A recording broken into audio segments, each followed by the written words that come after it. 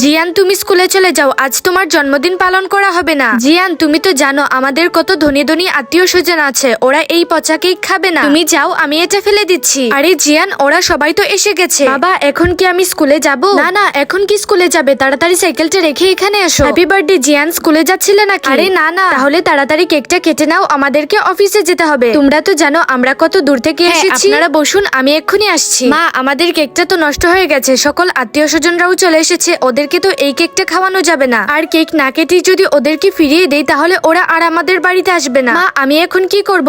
আরে মনে হচ্ছে কেক কাটতে সময় লাগবে, চলো ততক্ষণে ওদের বাড়িটা ঘুরে দেখি। হ্যাঁ হ্যাঁ চলো। এই নাও রাজু, এটা আমার মায়ের শেষ স্মৃতির চিহ্ন, এটা বিক্রি করে একটি কেক নিয়ে এসো। হে মা, দাও, আমি এক্ষুনি কেক নিয়ে আসছি। দাঁড়ান, আপনারা নিজেদের মধ্যেই ভেদাভেদ করতে শুরু করেছেন। আপনারা তো জানেন আমরা গরিব থেকেই ধনী হয়েছি, আমরা আপনাদের আত্মীয় হয়েছি সুখে দুঃখে পাশে থাকার জন্য, গরিব বড় লোকের ভেদাভেদ করার জন্য নয়। চলুন এই কেকটাই কেটে খাই। মা, এই নাও তোমার চেইন, চলো চলুন। Happy birthday to you.